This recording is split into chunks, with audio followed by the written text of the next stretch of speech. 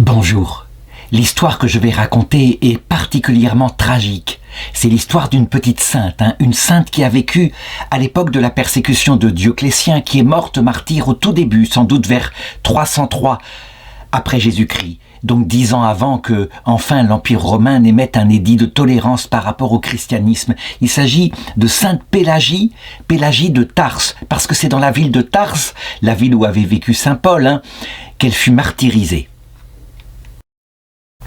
Cependant, cette histoire-là va me permettre d'aborder la cruauté qu'il peut y avoir dans le cœur humain. Jamais, je pense, jamais une bête n'aurait pu penser faire une telle cruauté. Nous voyons bien les bêtes autour de nous, le chat qui joue avec une souris des heures, et elle se sauve, et il s'entraîne de cette façon-là avant de la tuer. Mais l'être humain qui est livré à sa propre providence, ça veut dire qu'il n'est pas comme l'animal livré à ses instincts, qui peut donc être capable du meilleur, le meilleur et le plus héroïque, comme par exemple donner sa vie pour quelqu'un qui serait même un ennemi. Et on a quelques saints qui ont fait ça. Mais capable aussi du pire. C'est ça. Ça veut dire que l'intelligence humaine peut se mettre au service des plus grandes tortures. Jamais un animal n'aurait pensé la manière dont la petite Pélagie a été mise à mort. Ceci me permettra, au terme de cette histoire qui touchera tout le monde, de regarder maintenant notre propre conscience à nous chrétiens par rapport à ce que nous imaginons, ce que nous pensons concernant le feu de l'enfer, pour bien le définir très exactement. On n'a pas beaucoup de renseignements sur Sainte Pélagie de Tarse, sauf que sa mort stupéfia à l'époque de son martyre. On sait qu'elle était d'une famille de la haute noblesse et que c'était une très jeune fille, une jeune fille très belle qui avait été cultivée. Comment est-ce qu'on peut dire ça? Parce que, d'après les témoignages, elle fut repérée et même fiancée à un des fils de l'empereur. L'empereur s'appelait Dioclétien.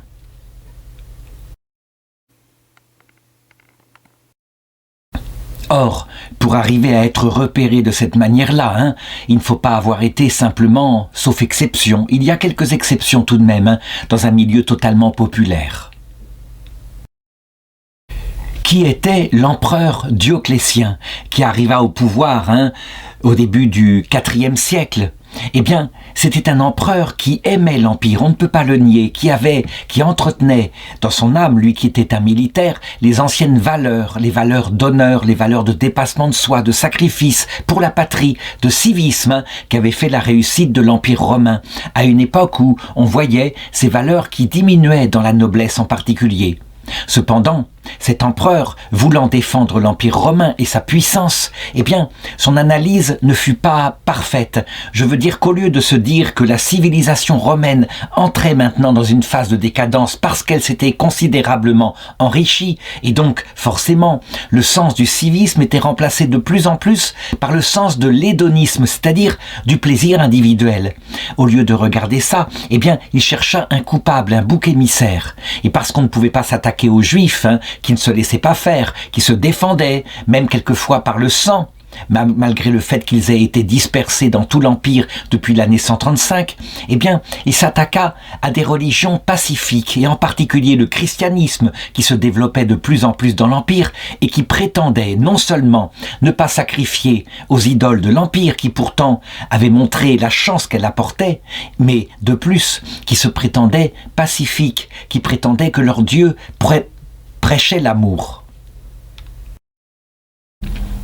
Il ne s'attaqua pas seulement à eux, il s'attaqua aussi aux manichéens, qui étaient une autre religion de ce temps, qui analysait le monde en termes de deux dieux. Il y avait un dieu ancien, le dieu de la chair, le dieu qui avait créé la reproduction par exemple, et qui condamnait les hommes à venir sur terre, qui les enfermait dans un corps. Et puis il y avait le vrai Dieu, le Dieu du bien, le Dieu de l'esprit, ce Dieu-là qui était à l'origine de l'Évangile.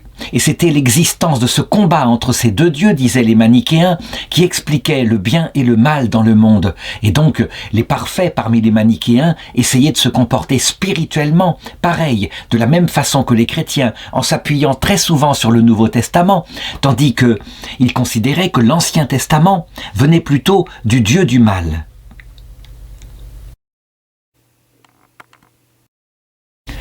À partir de 303-304, l'empereur Dioclétien, qui régnait sur la totalité de l'Empire et qui avait délégué ce qu'on appelle des Césars, donc des sous-empereurs, pour diviser l'Empire en 4 régions administratives, décida qu'il y aurait 4 décrets. D'abord, les églises et les livres sacrés des chrétiens et des manichéens seraient brûlés. Deuxièmement, les évêques seraient emprisonnés et les chrétiens qui occupent les fonctions officielles seraient radiés de toute l'administration romaine.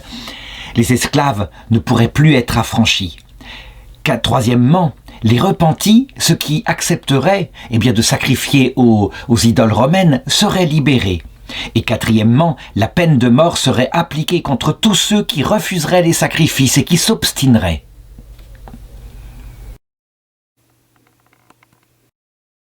Cette persécution qui fut, d'après les témoignages, la plus terrible de toutes les persécutions qui s'abattirent sur l'Empire romain, qui se répandit dans tout l'Empire, dura 8 ans, jusqu'en 311, et elle fut diversement appliquée par les Césars, beaucoup moins en Occident, beaucoup plus en Orient, donc du côté de l'Empire romain qui parlait grec. Les auteurs anciens, y compris les sources romaines, parlent de milliers de victimes. Et c'est justement à cette occasion-là, tout au début de la persécution, que notre petite Pélagie fut martyrisée. En effet, cette jeune fille, très fine, très spirituelle, elle avait été fiancée avec un des fils de l'empereur. Or, on raconte que, à un moment donné, elle s'intéressa beaucoup à la religion chrétienne à cause de sa grande culture. Elle n'était pas dans l'idée qui dominait au début de l'Empire romain, que c'était des gens dangereux, des gens qui offraient des sacrifices d'enfants. Elle avait peu à peu cherché à comprendre leurs pensées et elle avait compris de façon très profonde qu'il y avait chez eux un Dieu unique, créateur du ciel et de la terre, ce Dieu tout-puissant que d'ailleurs la plupart des Romains commençaient à considérer, ne serait-ce qu'en étant influencés par la philosophie grecque. Ils croyaient de moins en moins aux divinités de la mythologie, c'était bien évident, mais que ce Dieu-là avait révélé la raison de sa création en se faisant homme, en parlant et en mourant sur la croix. Il avait donc révélé son amour et c'était quelque chose qui la touchait. Il faut savoir qu'à cette époque-là, l'aristocratie romaine était de plus en plus touchée par le christianisme, alors qu'au début, à l'époque de Saint Paul, c'était plutôt dans les milieux esclaves qu'on était touché, parce que le Christ promettait une égalité de sort aux esclaves comme aux hommes libres, la vertu étant la seule noblesse que le Christ reconnaissait.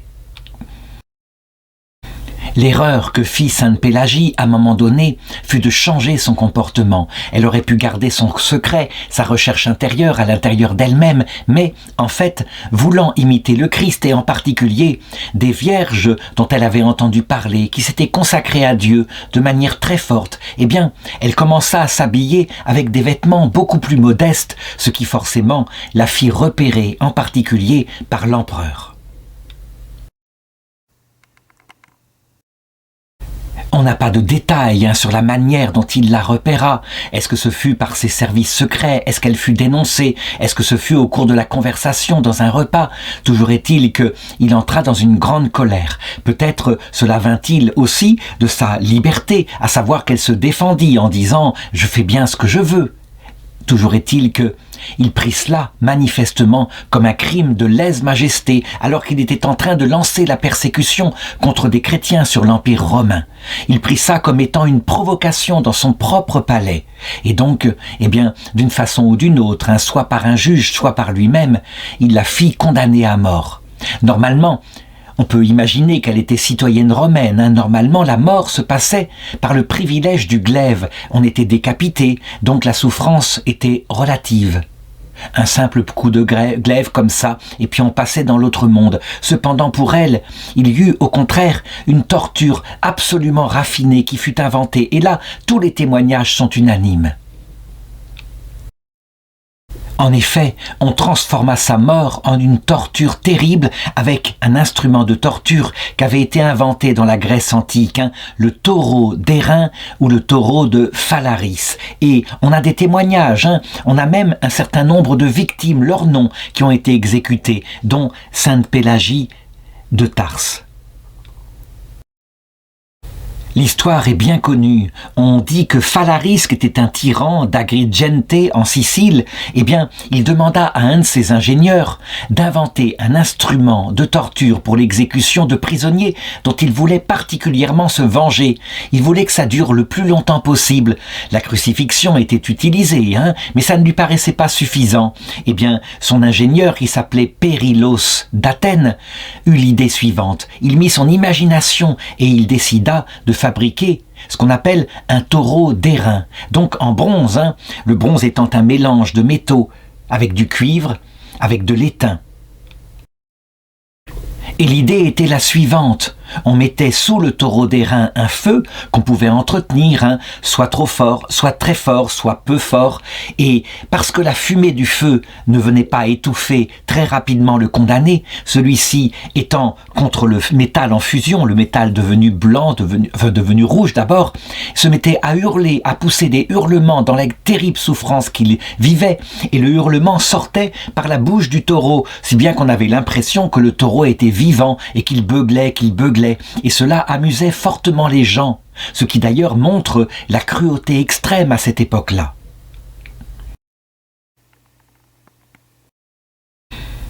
Et on suit l'histoire de ce taureau. Lorsque la ville d'Agrigente passa sous domination carthaginoise, le taureau fut confisqué par les Carthaginois et il passa à Carthage, donc en actuelle Tunisie. Ce qui fait que là-bas, dans la partie orientale de l'Empire qui avait été conquis par la suite, eh bien, ce taureau était connu comme une façon de mettre à mort les condamnés.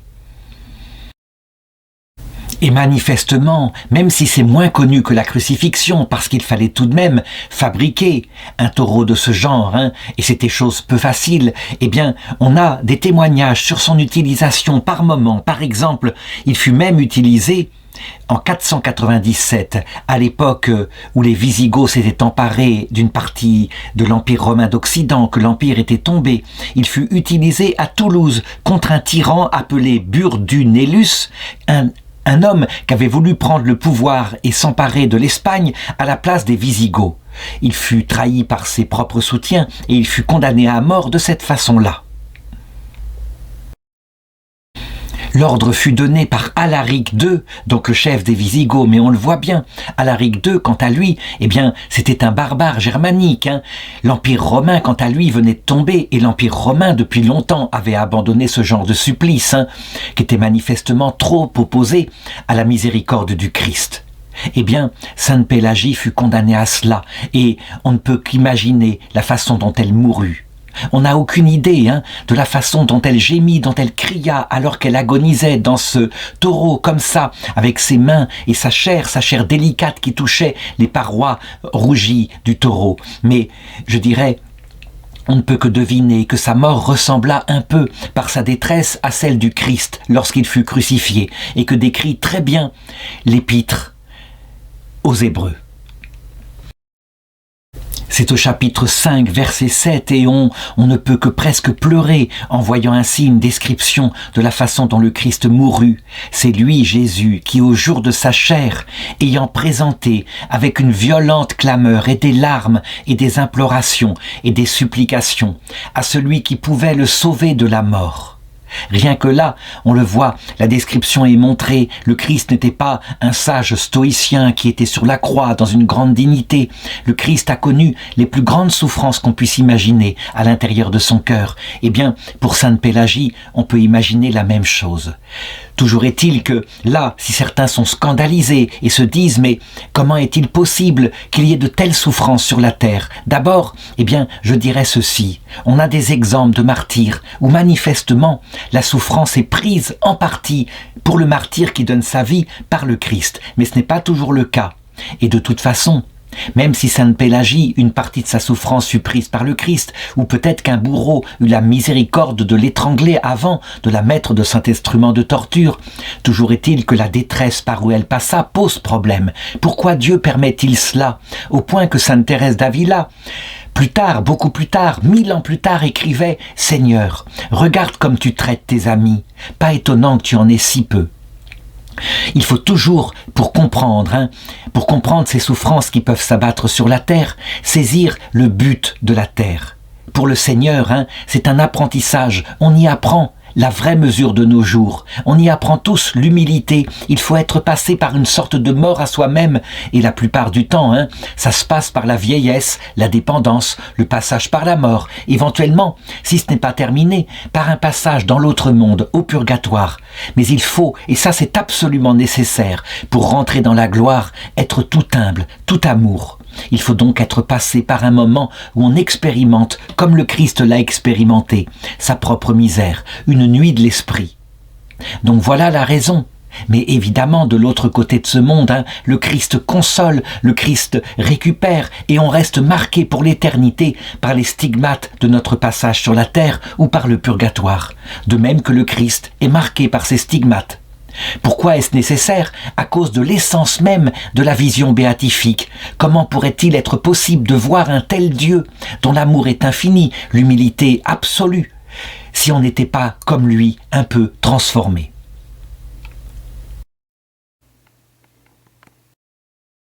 J'avais dit au début de cette vidéo que je regarderais maintenant, ce qui est notre propre péché à nous chrétiens, la manière dont, devant un tel scandale, ce qui arriva à la petite Pélagie, nos anciens pères ont imaginé que pour Dioclétien lui-même, qui avait laissé faire une telle cruauté, lorsqu'il arriva après sa mort, puisque, à un moment donné, grand prince, il renonça à son pouvoir et il vécut le reste de sa vie et sa vieillesse dans un palais somptueux du côté de la Croatie. On se demandait ce qu'il aurait comme peine de l'autre côté. Et bien sûr, parce que nous n'étions pas, identifiés au Christ, nous avons imaginé le même supplice que celui qu'il avait fait subir à la petite Pélagie, donc un enfer, mais éternel, dans un four de feu, rallumé sans cesse, et la souffrance ne s'arrêtant jamais, et nous étions presque, dans la théologie ancienne, presque dans la réjouissance devant cela. Il est évident que, bien sûr, le Christ n'agit pas comme cela. Pourtant, dans l'Écriture, il est bien marqué que l'homme qui aura péché ainsi, sera torturé comme par un feu. Celui qui ne se repentira pas, par un feu éternel qui ne s'arrêtera jamais, et celui qui se repentira, par un feu passager qu'on appelle, nous, catholiques, le purgatoire. Pour éviter le feu, les catholiques au Moyen-Âge, encore influencés par la période cruelle, ces périodes du paganisme, quand il y avait des condamnés à mort pour de la sorcellerie ou pour une hérésie, ils n'hésitaient pas à le brûler vif en disant de cette façon-là peut-être que son âme se repentira et ça lui évitera le feu éternel. C'est de cette façon-là que les choses étaient pensées. Et c'est là, en nous frappant la poitrine, qu'on peut le dire, que ce fut finalement, lorsque le christianisme fut combattu par des humanistes athées, à la Révolution française, qu'on décida que la peine de mort serait appliquée plus miséricordieux, qu'on inventa donc la guillotine, qui était un instrument de miséricorde, bien sûr, en comparaison de ce que faisaient les rois très chrétiens, qui quelquefois, lorsqu'il y avait eu crime de lèse-majesté, comme par exemple pour Damien, celui qui avait assassiné un roi de France, on le battait pendant des heures, on le passait à la roue, on le torturait, on le brûlait avec du plomb fondu, bref, toutes sortes de tortures de ce genre-là.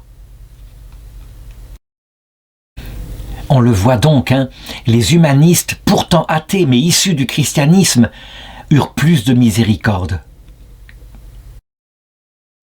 Quant au Christ, en ce qui concerne Dioclétien, bien sûr, quand il arriva de l'autre côté et qu'il vit le Christ qui était vraiment le Dieu créateur du monde, alors que lui arriva-t-il?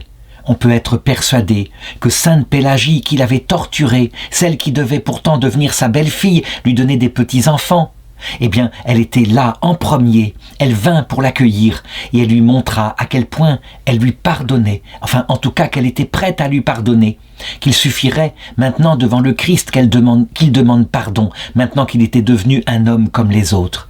La puissance de ces apparitions, la miséricorde manifestée est une évidence. On ne peut pas, Sainte Pélagie ne peut pas rentrer au paradis si elle-même n'est pas prête comme le Christ à pardonner 77 fois, 7 fois. Être prêt à pardonner, n'aboutit que lorsque l'autre demande pardon. Et c'est ce que peut-être, probablement, fit à un moment donné Dioclétien. Il demanda pardon. Et dans ce cas-là, c'est dans un purgatoire et non pas dans un feu physique, un feu intérieur, l'absence de Dieu, la solitude, le temps que son âme apprenne les mêmes qualités que Pélagie, qu'il a dû passer. Puis, il est entré au paradis, parce que le purgatoire n'est pas éternel. Dès que l'âme est totalement humble, qu'elle a compris, qu'elle a renoncé à tout orgueil, elle peut rentrer dans la vie éternelle. Il lui est fait indulgence. L'indulgence est une théologie fondamentale que le christianisme montre. Pourtant, les indulgences semblent s'opposer à ce texte de Jésus qui dit « Hâte-toi de te réconcilier avec ton frère tant que tu es en chemin sur la terre ».